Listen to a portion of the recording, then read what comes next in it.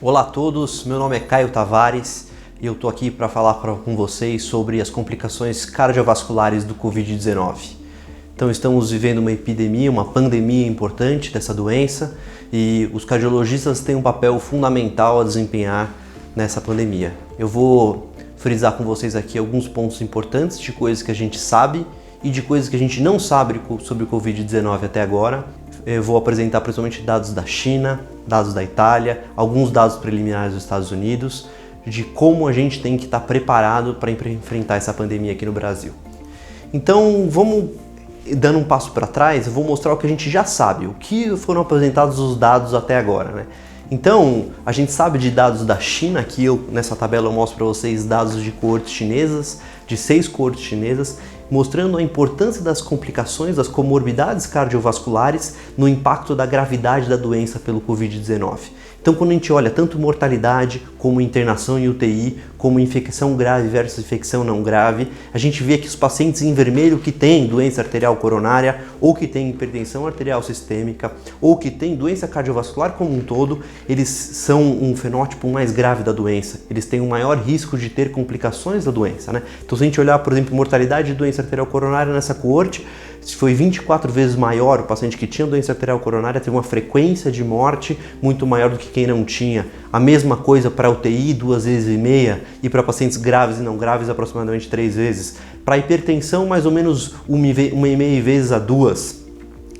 E para internação em UTI também mais ou menos 2 vezes. Só algumas coortes aqui nesse último estudo que eu coloquei como 5, que a referência está embaixo, que mostrou que não teria relação entre doença cardiovascular e mortalidade. Mas a maior parte das coortes mostra pra gente o quê? Que o indivíduo que tem doença cardiovascular estabelecida, seja ela hipertensão arterial sistêmica, seja ela doença arterial coronária, ele tem um risco maior de ter uma doença grave, de precisar ficar internado em UTI, de precisar ventilação mecânica, uma chance maior de morrer e uma chance maior de ter uma doença classificada como grave, de internação, por exemplo. Então, seguindo nesse desfecho, foi descrito recentemente de como que o vírus entra na célula.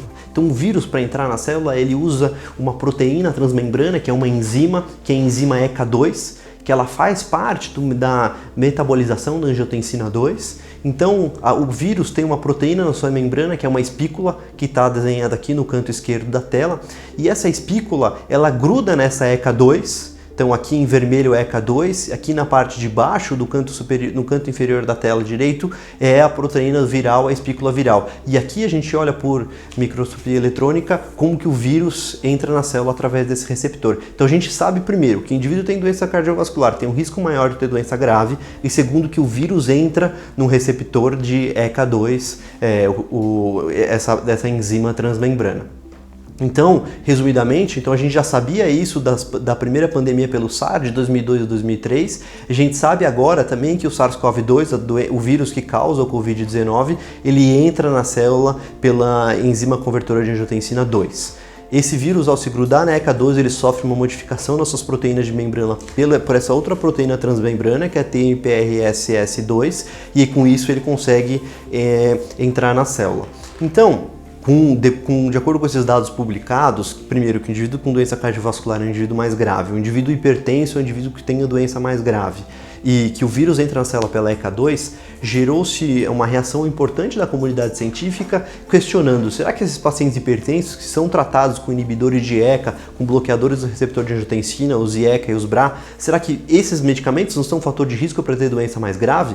Será que não é por conta disso que esses pacientes estavam tendo uma doença mais severa, uma doença mais grave? E aqui eu deixo de exemplo algumas cartas que foram publicadas em jornais importantes, mostrando que isso realmente gerou um questionamento importante da comunidade científica, e obviamente isso chegou na imprensa, chegou na comunidade leiga, e várias pessoas chegaram a parar o medicamento por si, vários pacientes me questionando: será, doutor, eu paro o meu IECA, será que eu paro o meu enalapril, paro o meu losartana?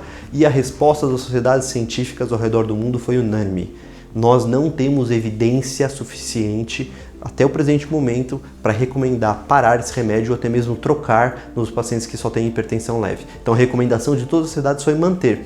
Por quê? Eu vou mostrar para vocês nos próximos slides que a relação entre ECA2 e a infecção pelo Covid-19 e a gravidade da doença é muito mais complexa. Então, qual que é o racional desses autores? O paciente que toma IEC-BRA, ele tem um upregulation, então ele tem mais ECA2 circulante, com isso ele está mais propenso a ter infecção e a ter infecção mais grave. Mas essa relação é muito mais complexa que isso e eu vou mostrar nos próximos slides. Então, só revendo, qual que é a função biológica da ECA2, né? Então, aqui eu coloco as ações angiotensina 2 e as ações angiotensina 1 a 9, que quando a ECA2 metaboliza a angiotensina 2, ele forma a angiotensina de 1 a 9. Então, a angiotensina 2, ela faz vasoconstrição, ela faz proliferação celular, ela faz hipertrofia, ela faz fibrose. O angiotensina 1 a 9 faz o efeito antagônico a isso, ou seja, ela vai gerar vasodilatação, vai gerar estímulos antihipertróficos e antifibróticos. Então ela serve para contrabalancear as ações da angiotensina 2. E a ECA2 ela é muito importante, a gente sabe isso de modelos animais, aqui é um rato em que eu faço knockout, ou seja, eu retiro o gene que produz a ECA2, que é um gene que está no cromossomo X. É o que acontece, aqui em cima, nesse painel à esquerda, eu tenho os ratos que têm a ECA2 preservada, então eu não retirei o gene da ECA2, então é um rato que a gente chama de wild type, sem mutação, e aqui é um ecocardiograma desse rato, a gente vê que o diâmetro do coração é normal, assim como provavelmente a fração de ejeção. O gene que eu retiro a ECA2, depois de 3 a 6 meses, eu começo a ter uma dilatação do coração, ele evolui com insuficiência cardíaca. E por que isso acontece? Pelo efeito da angiotensina 2 sem antagonismo. Com isso eu faço uma miocardiopatia dilatada, disfunção ventricular e queda de fração de ejeção. E macroscopicamente eu vejo isso. Então aqui é o rato normal, que tem um coração estruturalmente normal, e o rato sem ECA2 ele evolui com hipertrofia ventricular, tanto esquerda como direita, e dilatação das câmaras. E aonde que a ECA2 é expressa, essa enzima? Ela é expressa em diversos tecidos. De relevância, por ponto de vista da pandemia agora do Covid-19, 2 tecidos chamam a atenção, pulmão e coração. Então, será que o paciente que tem a ECA2 aumentada, a expressão da ECA2 aumentada, ele tem um maior risco de ter infecção, porque eu tenho mais receptores para o vírus no pulmão? Será que ele tem mais probabilidade de ter uma disfunção ventricular depois da infecção, porque eu tenho ECA2 no miocárdio? Isso são questionamentos que a gente não sabe responder até o momento. Mas o que a gente sabe é que tem ECA2 em diferentes órgãos. Aqui nesse painel à esquerda, a gente vê o gráfico em violino, que eu tenho ECA2 no pulmão e eu também tenho ECA2 no coração. O que a gente sabe de modelos animais? Será que eu usar IECA, eu usar ARA2, aumenta a expressão da minha ECA2? Então, o paciente que é tratado para hipertensão tem um risco maior de ter uma atividade maior dessa enzima? Os estudos com modelo animal sugerem que sim. Então, que ratos normotensos tratados com lisinopril, losartana, têm um aumento da expressão da ECA2 do coração, comparados ao rato que não recebeu nenhum desses tratamentos. E em humanos, será que o humano que toma tratamento de hipertensão ou de insuficiência cardíaca ou diabetes com nefropatia ou pós-AVC que faz uso dessas medicações, será que ele tem a concentração da ECA2 aumentada? Os dados são conflitantes. A gente tem 4 estudos observacionais, né, e em diferentes cenários clínicos, insuficiência cardíaca, doença arterial coronária, estenose aórtica, fibrilação atrial, em que eu não tenho relação entre o uso dessas medicações e o nível sérico da ECA2. E eu tenho um estudo em humanos hipertensos, estudo em humanos, em que eu usei diversos antihipertensivos, diversos IECA, diversos ARA2, e teve um ARA2, que é o olmesartana, que se relacionou a um aumento do nível sérico da ECA2. Aí vem a pergunta, será que isso representa um aumento da atividade tecidual da ECA2, que seria importante?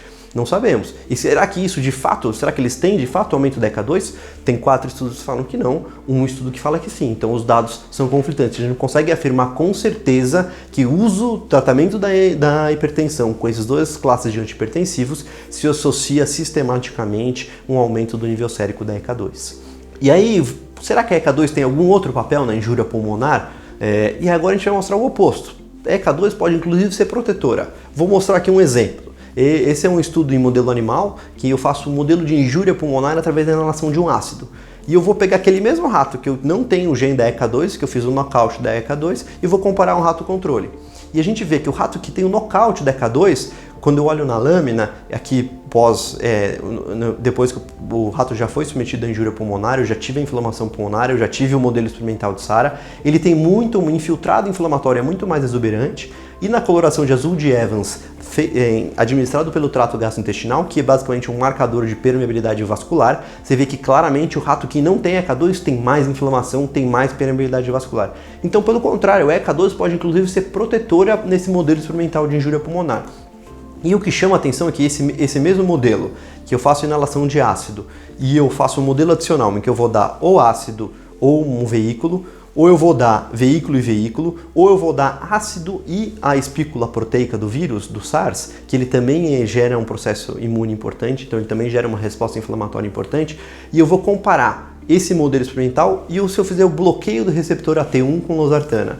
Então, quando eu faço o bloqueio do receptor AT1 com losartana, a gente vê aqui em azul, eu tenho uma redução da mudança da elastância, né? Lembrar que a elastância é o inverso da complacência. Então, quanto maior a mudança da elastância, menos complacente ficou o meu pulmão. Então, você vê que ele diminui a injúria pulmonar nesse modelo experimental. E isso também eu consigo ver essa redução da injúria pulmonar se eu fizer a medida do peso seco e úmido do pulmão.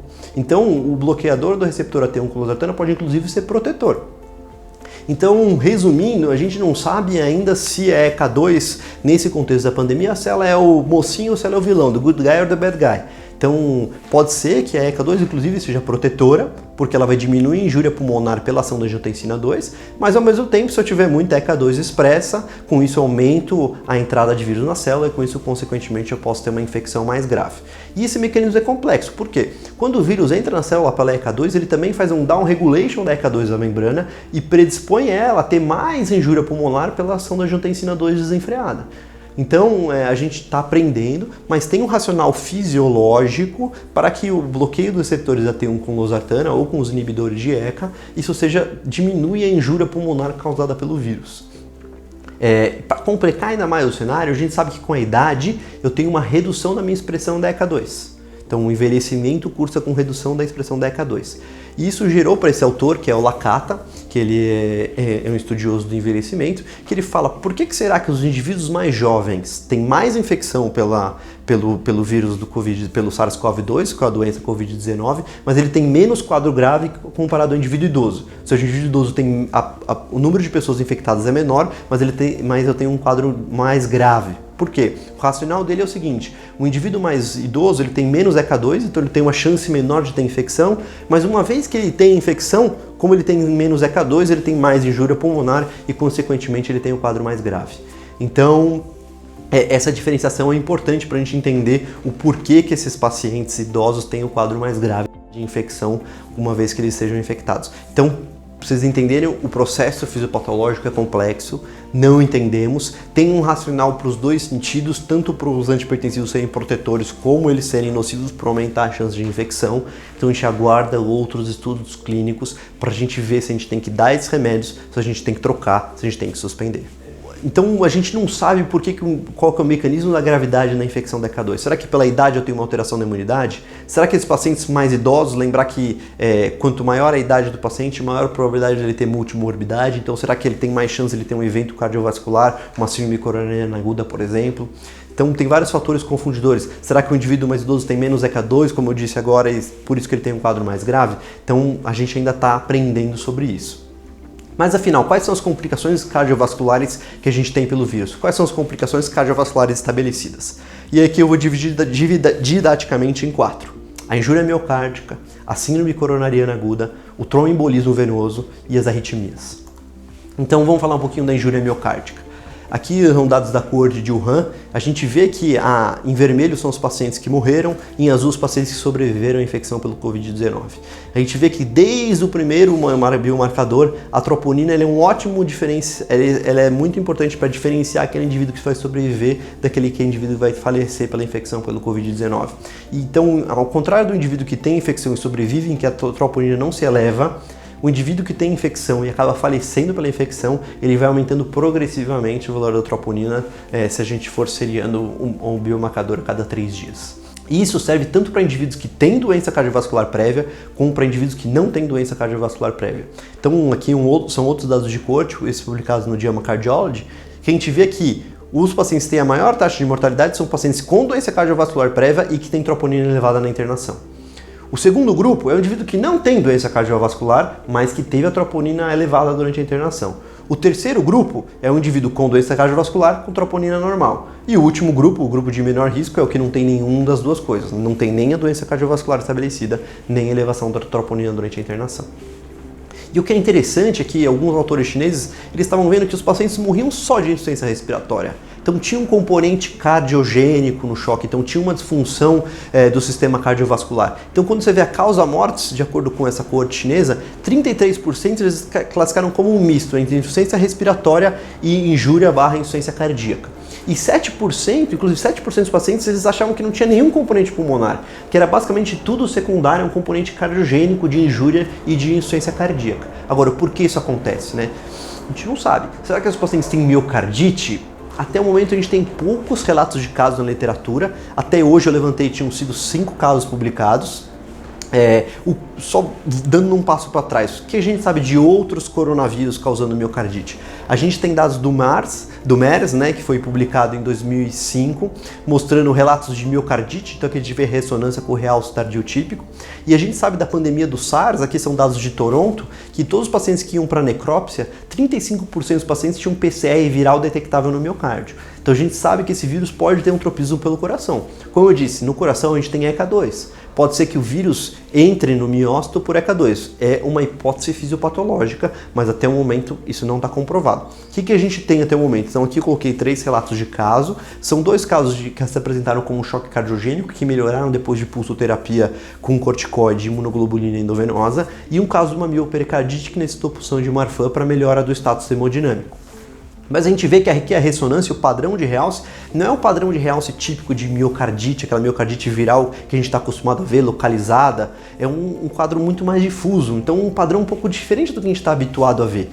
E o que a gente tem de relatos de necrópsia? Então eu vou mostrar aqui um dado de necrópsia e depois 2 pacientes foram submetidos a biópsia endomiocárdica.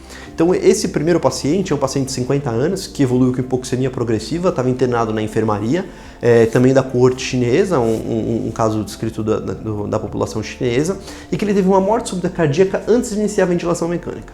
Não tem escrito no artigo qual foi o ritmo de parada, se foi FVTV, se foi a ESP, se foi a sistolia. Mas o que fato que ele foi submetido a uma manobra de ressuscitação, não sobreviveu e ele foi para a necrópsia. E no pulmão a gente tinha os achados típicos de um pulmão de SARA, né? Aquele dano alveolar difuso, exudato hialino, infiltrado linfocitário com lesão epitelial. E no miocárdio não tinha adeno tecidual. Tinha apenas alguns infiltrados mononucleares. Ou seja, falando que talvez isso não seja realmente uma miocardite viral, provavelmente é algum outro processo fisiopatológico que faz injúria, que faz disfunção cardíaca. Ontem saíram 2 novos casos, um caso que tem de fato eles escrevem com uma miocardite típica, mas na biópsia endomiocárdica tinha um infiltrado linfocitário, mas eles não viram o vírus, que é esse caso publicado no European Heart Journal, que foi também revertido, eles atribuíram, chegou a fazer angiotomografia de coronárias, que não tinha lesão, e o padrão que eles escrevem é mais um padrão de uma cardiopatia catecolaminérgica, uma síndrome de Takotsubo, que reverteu depois de 1 semana, e um outro caso, que a paciente acabou falecendo, acabou necessitando de suporte de ECMO, com ECMO veno-arterial, inclusive para suporte hemodinâmico, e que eles fizeram uma biópsia endomiocárdica, que eles viram o vírus dentro do coração, mas não era dentro do miócito. Era um vírus relacionado a um macrófago. Então não dá para saber se de fato o vírus tem um tropismo pelo miócito, se o vírus causa miocardite. Isso ainda não está estabelecido. Minha impressão é que para a maior parte dos casos isso não vai acontecer. Talvez o vírus possa causar miocardite, mas vai ser para uma parcela pequena dos pacientes, aquela miocardite em que eu tenho acometimento único exclusivamente com edema e infiltrado inflamatório no miocárdio. Então, aqui só ponderando a diferença entre a miocardite viral clássica e a injúria miocárdica relacionada ao Covid-19, a gente vê que dos pacientes com biópsia comprovada de miocardite, num estudo publicado no European Heart Journal de 2007, a idade média dos pacientes é de 36 anos. Enquanto que nessa coorte chinesa que eu publiquei com os pacientes com troponina positiva, a idade média é de 74 anos. Então, indivíduos com muitas comorbidades, com doença mais grave, ao contrário do indivíduo de 36 anos que tem uma miocardite viral, que em geral não tem nenhuma comorbidade. Então, para entender um pouco dessa elevação de troponina, é importante a gente olhar para a história um pouco. Então, essa troponina, ela acontece em elevação de troponina num doente grave, num doente com SARA, ela acontece em outros contextos? E a resposta é sim. Então a gente vê um paciente que tem um pulmão de SARA, e a gente sabe que muitos pacientes não têm uma troponina detectável, que isso tem correlação com mortalidade. A gente sabe também da pandemia com H7N9, que até de mais ou menos 200 pacientes, 65% dos pacientes têm a troponina detectável, e isso também tem uma correlação com o prognóstico. E quando a gente olha outros cenários, por exemplo, aqui são dados do Reino Unido de pacientes que iam ao pronto-socorro e que se coletava a troponina por qualquer motivo, em que tinha sido excluído o síndrome coronariana aguda. A gente vê que isso também, muitos pacientes têm troponina detectável e isso tem correlação com mortalidade. Então isso não é uma exclusividade do Covid-19. O doente grave tem uma elevação de troponina e isso tem correlação com mortalidade. Então, uma elevação de troponina não é igual a miocardite, não é igual a um infarto. A maior parte dos pacientes vão ter uma injúria miocárdica. Lembrar que para fazer o diagnóstico de infarto eu tenho que ter uma elevação e um descenso da troponina acima do percentil 99 com uma alteração clínica ou de exame complementar compatível. E para miocardite, em geral, a gente precisa fazer ressonância, ver um realce tardio ou um edema na fase aguda. Eu posso fazer o diagnóstico de miocardite com quadro clínico, eletro e eco, mas não é o achado típico que a gente tem visto nos pacientes com Covid-19. Então, minha impressão é que essa elevação de troponina no doente com a infecção pelo Covid-19, na verdade, é um marcador de gravidade. Então, por que isso acontece? Aí que a gente está tentando entender. Minha impressão é que são vários processos fisiopatológicos que acontecem simultaneamente, em que algum paciente ou outro eu vou conseguir apontar, acho que predomina esse, acho que predomina aquele, mas muitas vezes eu não vou conseguir saber apontar qual é o processo fisiopatológico que causou a elevação de troponina e a disfunção ventricular. Então eu posso ter tanto a elevação da ECA2 por um dano direto, então o vírus entrando na célula. Eu posso ter o que eu acho que é mais comum, que é secundária resposta inflamatória sistêmica. Então eu faço uma tempestade de citocinas e isso faz uma lesão miocárdio, um atordoamento miocárdio e com isso eu tenho uma injúria cardíaca aguda. Eu também posso ter disfunção da microcirculação, então às vezes o paciente não consegue se vasodilatar frente ao estresse que ele está, frente ao choque, e isso vai levar a injúria miocárdica. E lembrar que muitos desses pacientes evoluem com insuficiência respiratória hipoxêmica, e a própria hipóxia, o estresse oxidativo, pode causar uma acidose intracelular, uma disfunção mitocondrial, e isso causa injúria cardíaca. Então eu acho que é uma somação desses 4 processos fisiopatológicos. E aí vamos falar um pouquinho da síndrome coronariana aguda.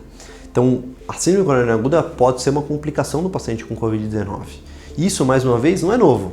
Então a gente já sabe que o paciente que tem uma infecção, ele tem um risco maior de ter uma síndrome coronariana aguda, tanto de um infarto tipo 1 por uma ruptura de placa, ou quanto do infarto tipo 2, por uma questão de oferta e demanda.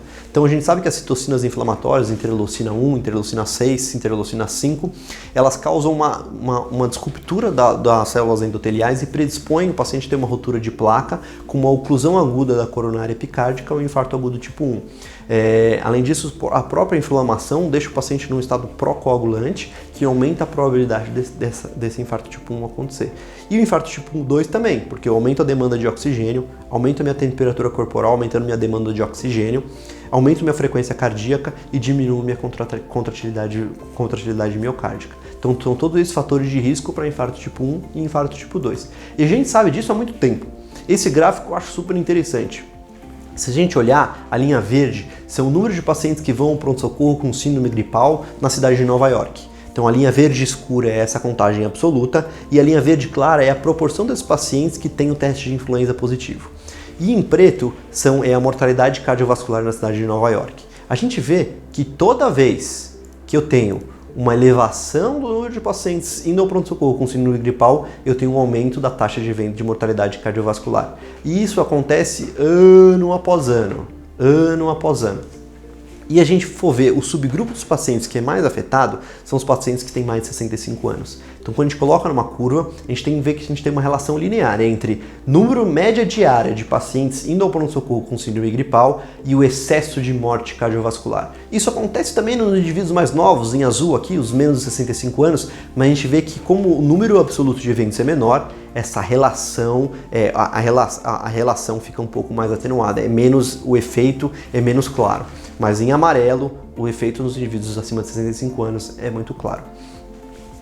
A gente até agora tem poucos dados publicados de síndrome coronariana aguda em pacientes com infecção pelo Covid-19. A gente tem alguns dados do centro da Itália, isso foi apresentado num webinar da Sociedade Europeia de Cardiologia semana passada, que um N de 33 pacientes de 3 ou 4 centros de Milão. O que esses pacientes tinham? Por que eles foram para o cateterismo? 45% tinha supraneletro. 81% tinha tropo elevada, 100% com disfunção segmentar e a maioria dos pacientes com disfunção ventricular abaixo de 50%. Então, muito provavelmente eram pacientes que supraram o eletro, tinham um eco com disfunção segmentar, então não dava para ter certeza, será que é uma miocardite, será que é uma síndrome coronariana aguda com supra? E aí eles foram para o cateterismo. E o que acharam no cateterismo? Isso é super interessante. 60,6% dos pacientes não tinham uma artéria ocupada. ou seja, um infarto com supra, que na verdade não era um supra, era a secundária injúria miocárdica, lesão miocárdica, e não tinha uma artéria, não tinha uma artéria culpada, não era uma trombose aguda de uma coronária epicárdica, não era um infarto espontâneo, era a secundária injúria miocárdica por todos aqueles mecanismos que a gente já discutiu. Então por isso que alguns autores da China e da Itália, e agora até dos Estados Unidos e de Nova York, têm recomendado o eco beira-leito como uma triagem. Então eu faço o eletro, meu paciente tem um supra da parede inferior. Eu faço um eletro, tenho supra da parede inferior. Eu primeiro vejo, tem imagem espelho em D1 e AVL? Não tem imagem espelho, está um pouquinho suprado também as paredes precordiais, eu tenho infra de PR, naturalmente isso não é um infarto com supra, isso é injúria miocárdia para miocardite ou pericardite. Então eles recomendam fazer, por exemplo, um eco transtorácico de triagem, se estiver disponível no seu serviço. Você faz o eco de triagem, o paciente não tem uma disfunção segmentar naquela parede que está suprada, muito provavelmente isso não é infarto com supra. Por que todo esse racional? A gente tem que ter muita parcimônia ao levar um paciente para a sala de hemodinâmica, para o cateterismo, porque isso vai gerar um risco para a equipe, ele vai gerar um estresse para o paciente, um risco para os outros pacientes do hospital e, obviamente, vai aumentar a probabilidade desse paciente que tem o Covid-19 contaminar os seus profissionais de saúde que nesse período estão tão escassos, são tão sobrecarregados. Então, tem alguns centros recomendando um eco transtorácico beira-leito como triagem. Aqui um exemplo de Nova York, é um paciente, uma mulher de 62 anos com hipertensão, dislipidemia, que vai ao pronto-socorro com uma dor torácica há 2 dias e no eletro tem uma elevação do segmento ST em D1, AVL e D2, com um infrinha de D3. Ela foi para o cateterismo de emergência, no cateterismo ela teve um choque, ficou hipotensa, fizeram a injeção nas coronárias, não tinha nenhuma doença arterial coronária obstrutiva, não tinha nenhuma artéria culpada e mediram o débito cardíaco e tinha um débito cardíaco de 1 litro por minuto. Mostrando que aqui provavelmente é injúria miocárdica, não é uma síndrome coronariana aguda. E como que eu manejo esses pacientes que estão sob risco de ter uma síndrome coronariana aguda, ou o paciente já tem doença arterial coronária estabelecida, está infectado pelo Covid-19, ou o paciente começa uma dor torácica durante uma infecção pelo Covid-19, os mesmos cuidados de terapias que a gente sabe, terapêuticas que são validadas em síndrome coronariana aguda, que tem impacto em móvel e mortalidade. Então eu vou dar antiplaquetários, eu vou dar estatina, eu vou dar beta-bloqueador se o paciente não tiver nenhuma contraindicação. O que eu tenho que ter muito cuidado são principalmente as interações medicamentosas nessa fase. Então os antiplaquetários, cuidado com o risco de sangramento, o paciente pode ter uma CVD e estar plaquetopênico, cuidado com a interação com lopinavir e ritonavir, que ele pode aumentar a ação do clopidogrel e ticagrelor. As estatinas também têm interação com lopinavir e ritonavir. E os beta-bloqueadores, principalmente se eu for usar cloroquina junto, que o cloroquina aumenta a ação do beta-bloqueador, para a gente ter que reduzir a dose de quem já usa.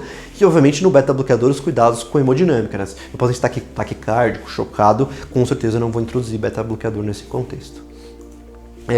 Então, resumindo aqui, o mecanismo pelo qual tem elevação de troponina na infecção pelo SARS-CoV-2, como eu disse, é um processo fisiopatológico complexo. Eu posso ter uma miocardite viral propriamente dita, eu posso ter disfunção microvascular, eu posso ter uma cardiopatia por estresse, eu posso ter taquiarritmia causando elevação de troponina por questão de oferta e consumo, eu posso ter infarto tipo 1 e posso ter infarto tipo 2.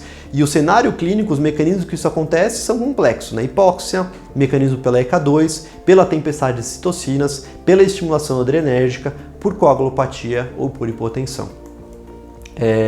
Então vou falar agora um pouco do tromboembolismo venoso. A gente sabe, assim como a gente sabe da troponina, que o D-dímero é um marcador de gravidade. Então aqui aquela mesma curva que eu mostrei para a troponina acontece com o D-dímero.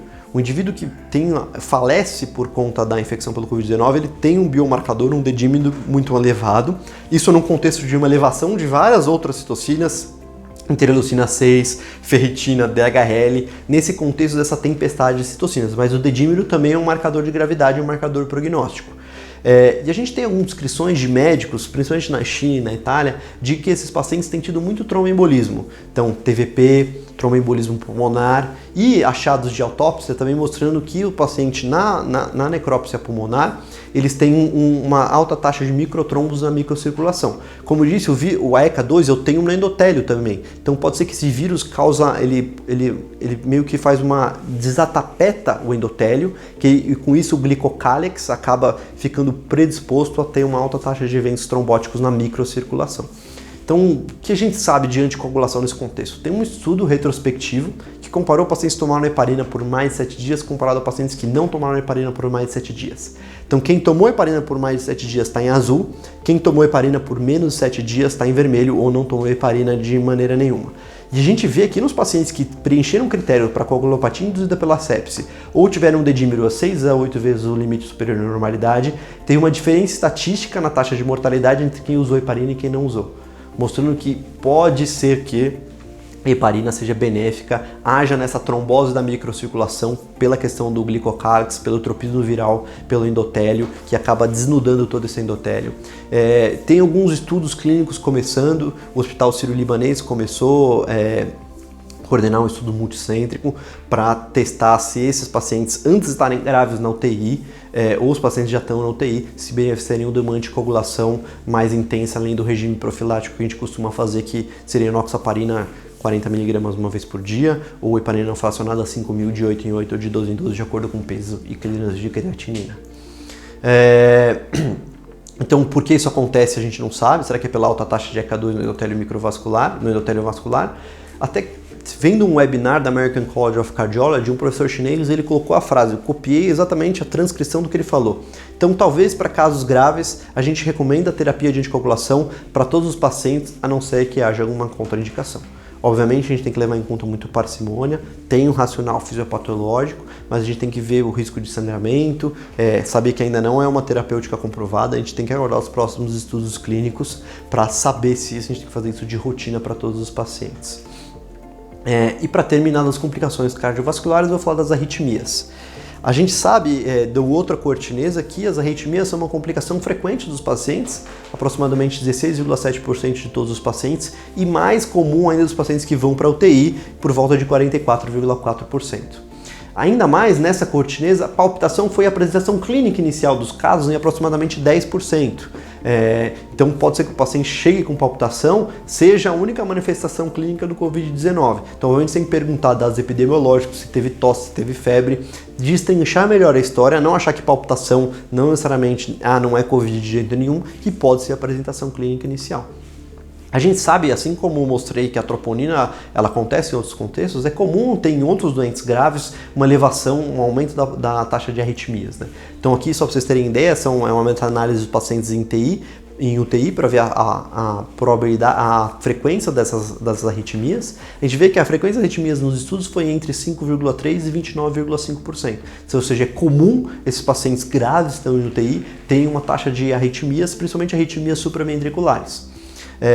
Aqui do dados da pandemia da gripe aviária, do H7N9 e do H1N1, da gripe suína, a gente vê que também tem uma alta taxa de arritmia, seja elas supra como elas ventriculares. E por que isso acontece? Porque é um indivíduo que está inflamado, tem distúrbio eletrolítico, tem distúrbios metabólicos, tem alteração, tem hipóxia, tem alteração neurohormonal com hiperativação do sistema nervoso simpático, e esse processo fisiopatológico complexo aumenta a probabilidade do paciente ter arritmias. Então não acho que seja só pela injúria viral causada pelo vírus. Isso pode até acontecer num subgrupo bem pequeno dos pacientes, mas a maior parte dessas arritmias supraventriculares vai acontecer por a soma desse contexto de desbalanço metabólico.